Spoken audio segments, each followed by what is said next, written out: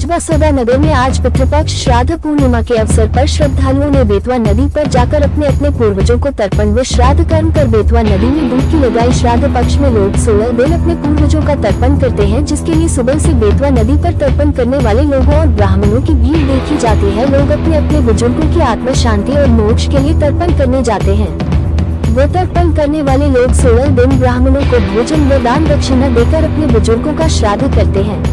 पितृपक्ष में शुभ कार्य वर्जित होते हैं। जगह जगह अपने पितरों की याद में लोग भागवत कथा का आयोजन भी करते हैं।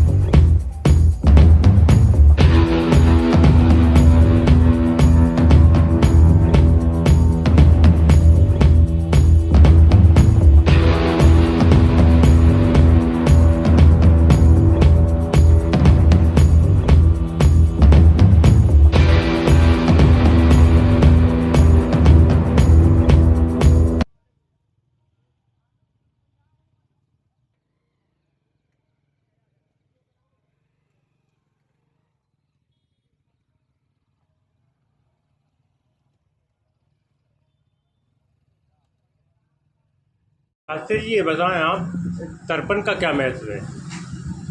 तर्पण पितरों को दिए जाने वाले जल तिल आदि को कहते हैं और अपने पितरों के निमित्त जल में तिल मिलाकर नाम गोत्र का स्मरण करने से वायु एवं शब्द के माध्यम से हमारा दिया जल और हमारा तिल जहाँ भी पितर होते हैं उनको प्राप्त होता है।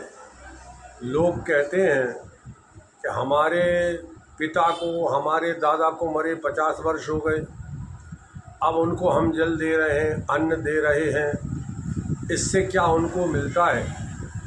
लेकिन उन लोगों को समझ लेना चाहिए कि जीव अपनी कर्म को भोग कर, पुण्य को भोगकर स्वर्ग एवं पाप को भोगकर नरकादिकों से पुनः योनियों को प्राप्त होता है।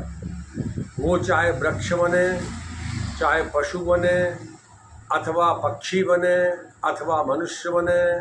इसलिए पितृपक्ष में हम लोग पितरों का नाम गोत्र लेकर जल तिल से तर्पण करते हैं। साथ ही गाय को, कौवे को, पीपल के वृक्ष के नीचे अतिथि को हम पंचग्रासी प्रदान करते हैं।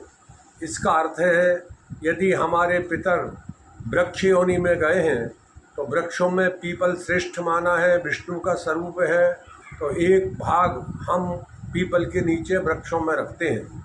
यदि पशु की योनि में गए हैं तो पशुओं में गाय को श्रेष्ठ माना गया है और एक हिस्सा हम पितरों के निमित्त गाय को प्रदान करते हैं। इसी प्रकार यदि हमारे पितर मनुष्य योनि में गए हैं तो एक भाग हम अतिथि को प्रदान करते हैं। इसी प्रकार से पंचग्रासी और तर्पण के द्वारा हमारे पितर संतुष्ट होते हैं। पितरों के संतुष्ट ना होने पर वस्तु भले ही हो, उससे जो है सुख प्राप्त नहीं होता। धन्यवाद।